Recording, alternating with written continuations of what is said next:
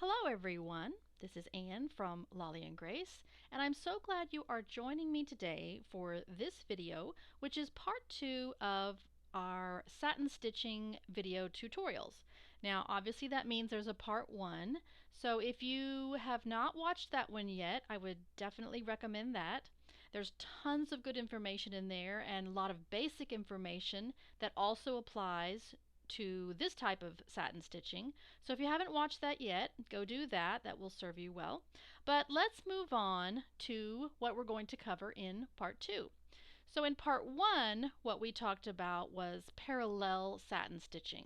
And by that I mean stitches where each stitch sat right next to each other in parallel lines. For part 2, we are going to be discussing satin stitch that is on a curve. Sometimes I refer to it as satin stitching in an arc. And where you might want to use this type of satin stitching is very commonly on, for instance, flower petals. So this one right here, same flower up here, but this one right here, I think you can see how each petal has a wide end and a narrow end. So the stitches go, instead of sitting like this, they work sort of radiating towards the center. You can see that really well on these ginkgo leaves. Can you see that right there? Maybe this one is easier to see. So a very extreme angle here on these. And this one has all sorts of satin stitching, parallel, angled, just about every type that we have either already talked about or are going to talk about. So we'll talk about this one in a little bit more in depth later. So I sort of touched on this, but let me explain why you would want to make your satin stitching at an angle, in other words, in a curve like this, as opposed to parallel. Now, let's go back to this flower. You could absolutely fill this petal with parallel satin stitching, but it's not quite as graceful. You would have to have little bitty short stitches, and then they'd get longer, and then they'd get shorter, or you could run them across. But it just makes sense on a flower petal or a wedge shape to have the stitches follow the angle of the sides.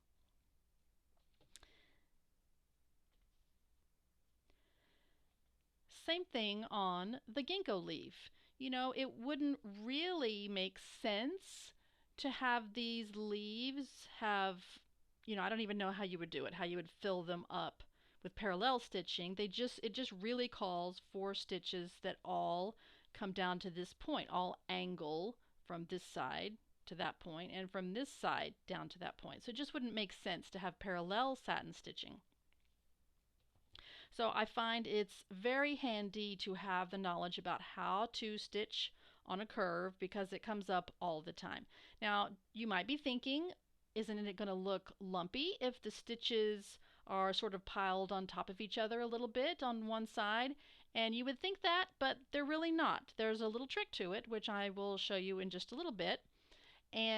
But it helps to make all of the stitches, even though they are not sitting right side by side, they still work together and they lay smoothly. So also let me say, referring back to part 1, that information in there is really, really important. The same information about what fabric to choose and how to separate your strands of thread, that information is critical, just like it was for parallel satin stitching. It is also critical for satin stitching on an arc, because if you do not separate your strands correctly, then you're going to have ropey thread that is going to not lay as smoothly, and so it will not, even with this method, will not lay smooth. So definitely make sure you've seen all of the details that are found in part 1. I want to touch very briefly on the difference between satin stitching and thread painting, which is sometimes also referred to as needle painting. I use those two terms interchangeably. But it would be very easy to sometimes mistake satin stitching for thread painting because they are both filling stitches and they are used to cover areas or a shape with color. The main difference at its most basic is that satin stitching is where you have a shape where it is one stitch that goes all the way from one edge of the shape to the other edge, and then you come back and you make a second stitch that goes from edge to edge, back and forth, repeated stitches that fill the shape, so one stitch goes from edge to edge. Thread painting is where you have a shape that you are going to fill up that area with, I call them rows. It's not rigid rows, but it's sections of different lengths of shorter stitches that go across to fill from edge to edge. So thread painting is made up of lots of shorter and longer stitches all blended together to fill the entire shape. Thread painting is very often used to blend colors within a shape. So let me show you an example. I'll go back to this one. Obviously, we're looking at this one again. You've got, granted, it's one color. The stitch starts here and it ends on this side. So you come up and you go down, and the whole shape is one stitch from here to here, repeated over and over. Here is an example of thread painting. So yes, you could have used, let me get that piece of fuzz off. Those drive me nuts. Okay, so it's a section of that needed to be filled, and you could satin stitch all the way across, but instead I wanted to blend the colors from dark to medium to light to change colors. And to do that, get really super close, you can see it's lots and lots and lots of shorter stitches that fill in the entire shape. Here's another one that's perhaps a little more simplified. So you've got each of these individual shapes. I very well could have filled them up with just satin stitching. So in other words, a stitch would start on this end and go all the way to this end. But I wanted the subtle shading, the subtle blending of color, like you can see here, from darker medium to light pink right here within each section. Same thing, blue, dark, medium, light into a little bit of pink. So in order to do that, I did rows of stitching that blend together. Now I have a video tutorial for this one that explains how to do that thread painting. I have a very extensive video tutorial that shows you how to do all of this thread painting to achieve that blended color. So if you're wanting to learn that, absolutely check those videos out. So that's the difference between satin stitching and thread painting. I have talked a lot about this method of satin stitching, but let's get to the part where I actually show you how to do it. I have my cotton fabric stretched in the hoop, stretched very, very tightly, which is always important. I have my DMC thread. This is 3 strands of thread that I have stripped. Again, that's covered in part 1, so make sure you're stripping your threads. And I have a shape right here that is generally, a wedge shape or, a curved type shape.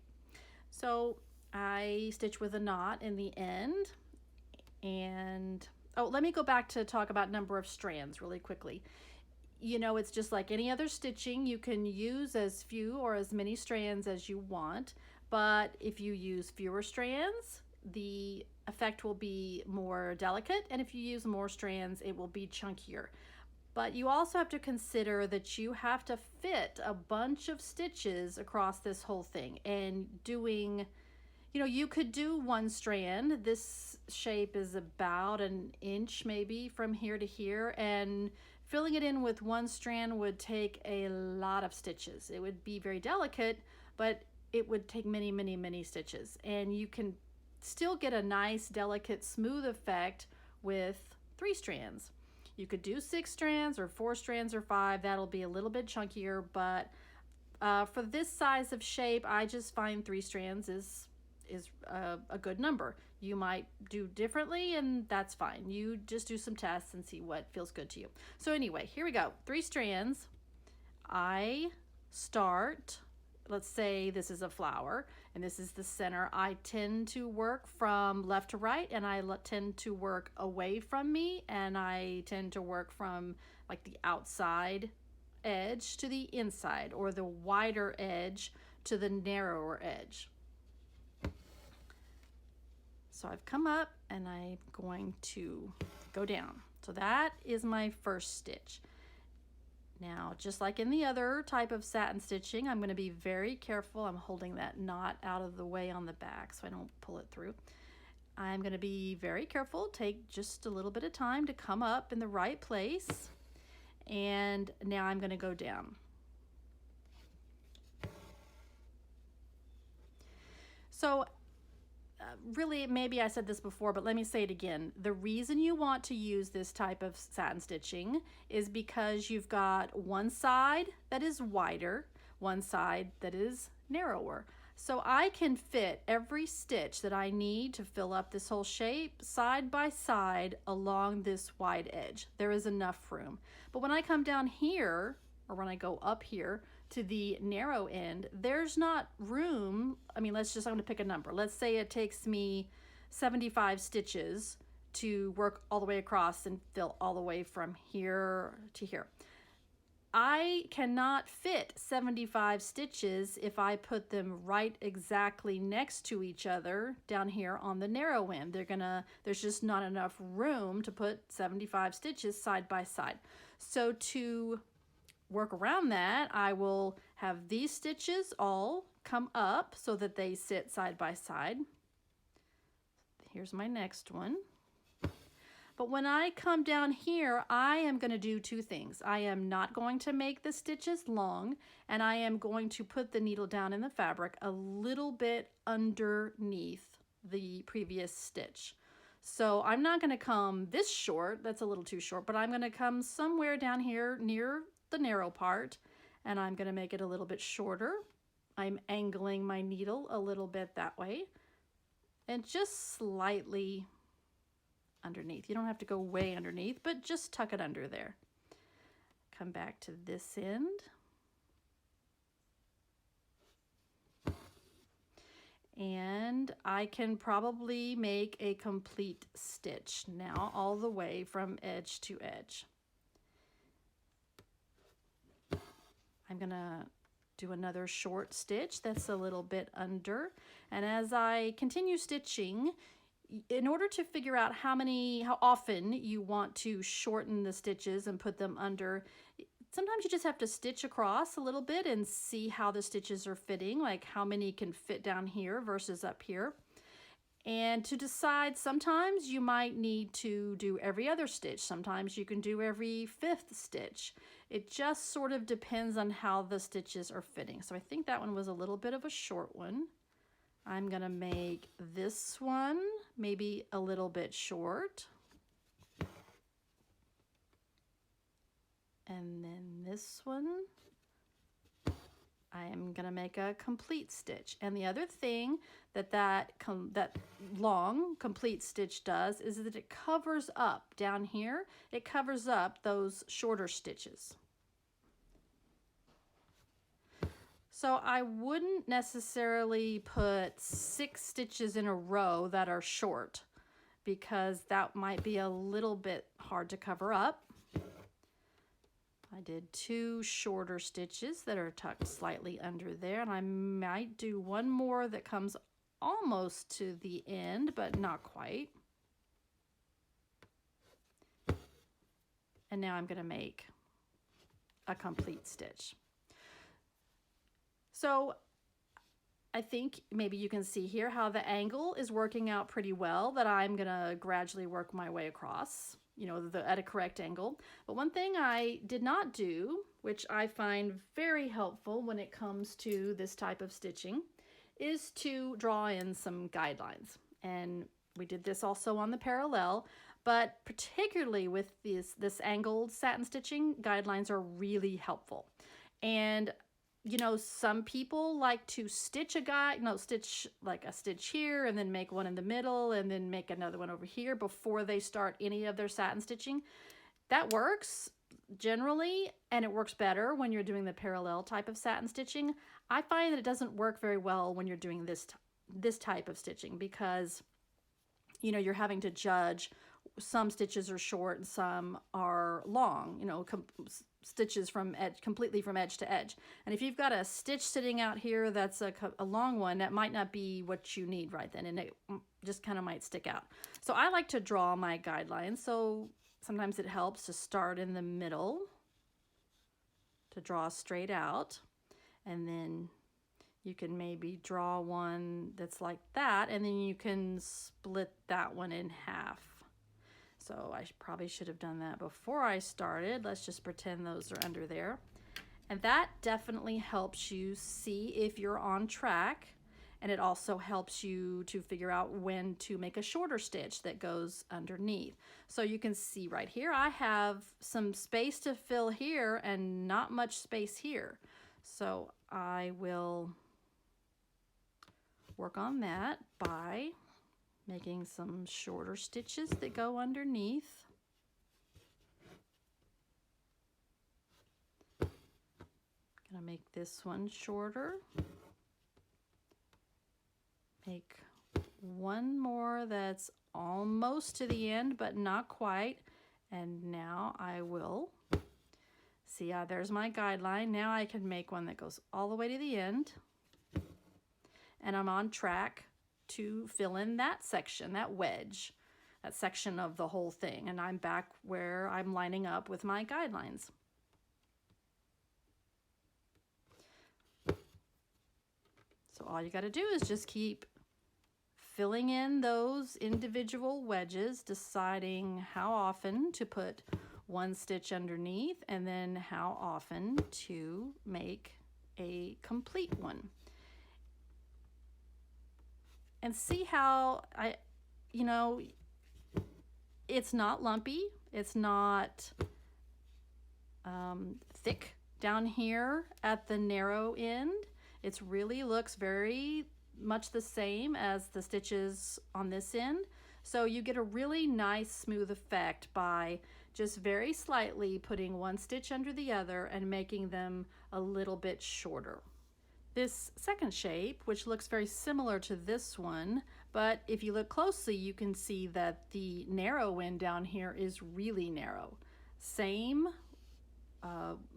width down here, but really, really narrow up here. So as I mentioned back here, you're just going to more frequently make more stitches that are shorter and go underneath. But first, let's draw our guidelines. So there's the center. I'm going to do the center again, and then maybe I'll split each of those wedges. So that one. So that's a lot of guidelines. That should really help me out.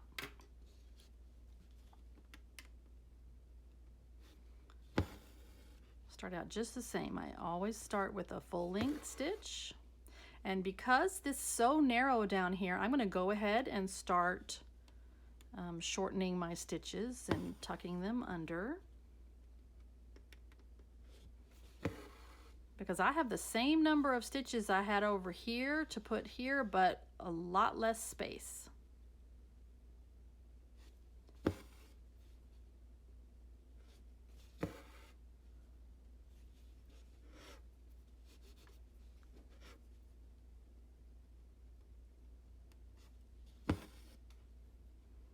I'm going to come way back here. Instead of going down here, I'm going to come back pretty far. And now I think I'm going to make a complete one. And that filled in that little section. So the guidelines really can help you stay on track and give you a good idea, a better idea if you didn't have them. If you didn't have any guidelines, you might just be kind of winging it as far as when to make a shorter stitch and when not to. Having those guidelines and those multiple wedges, so instead of thinking of filling in this whole thing, you can just concentrate, I'm just filling in this wedge from here to here right now. A little bit less daunting, right? Instead of the whole thing. One more stitch that goes under. And then a complete one, full length one.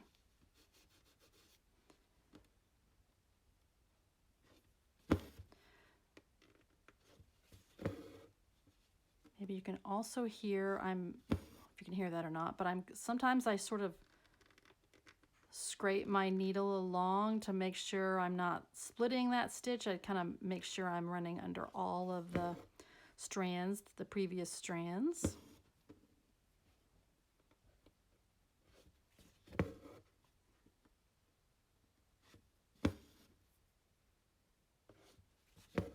And now that wedge is complete.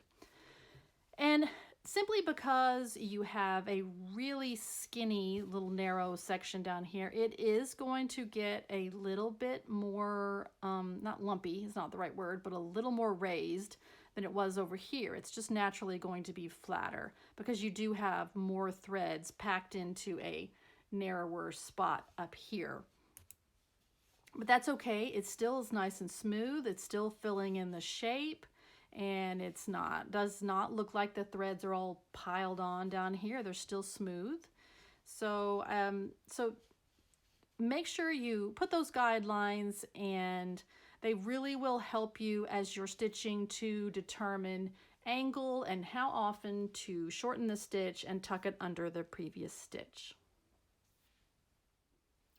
And that's really all there is to it. Those two little things of shortening your stitches and tucking them under the previous stitch will give you really beautiful, smooth, satiny satin stitching on a curve. I mentioned before that I was going to talk a little bit more in depth about this design, and the reason I wanted to do that is because this one encompasses pretty much everything we have talked about in both parts 1 and part 2 of these satin stitching tutorials.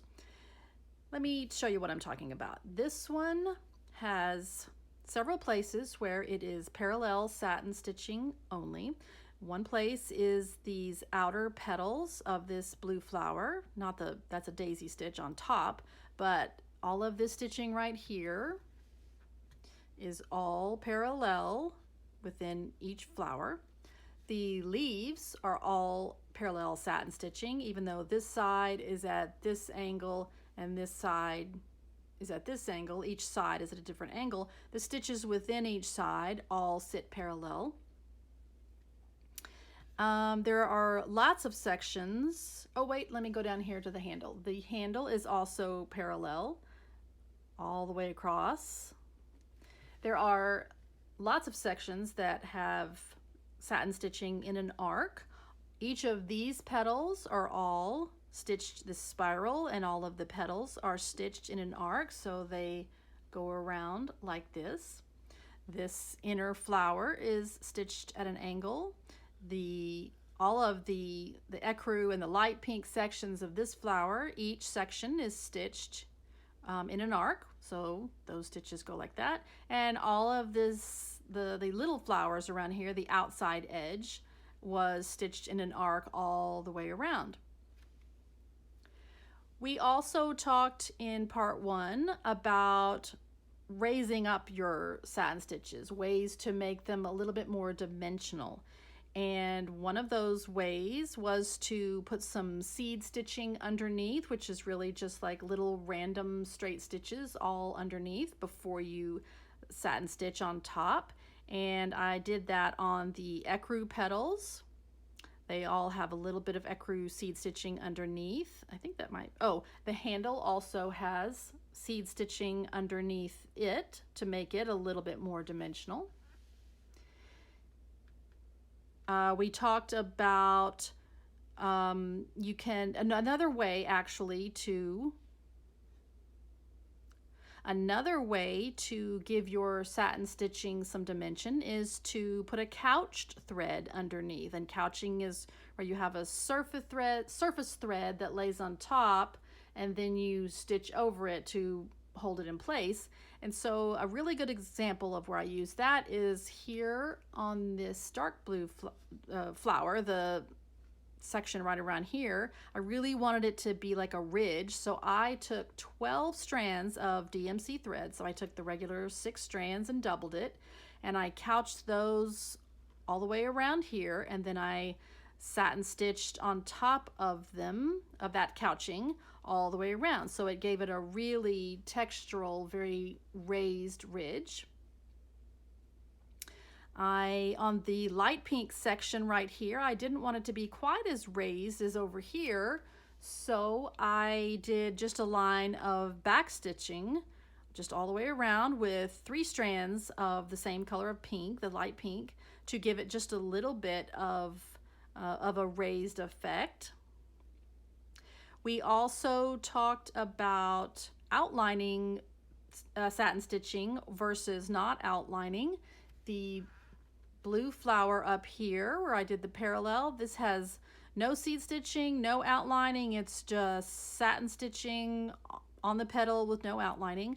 A lot of the areas on here do have outlining because I just wanted it for definition and I needed to cover up the raw edges of this fabric. So this entire flower has every section that has been outlined. I used couching again, and this one is couched on the edge. Each one of these are couched. The leaves over here, I'll have couching around the edge to make those edges stand out, as well as the handle is obviously outlined. So this one is a really good example of all the different ways that you can use satin stitching to give you really interesting and beautiful textures, smooth textures, and then, you know, smooth on top of a raised surface as well, padded, not padded, outlined, not outlined. So this is a really good example of all of those techniques, and I hope you have learned a lot over the course of these 2 videos. I hope you've enjoyed them, and I have certainly enjoyed making them for you. So I will see you next time. Thank you for joining me. Bye-bye.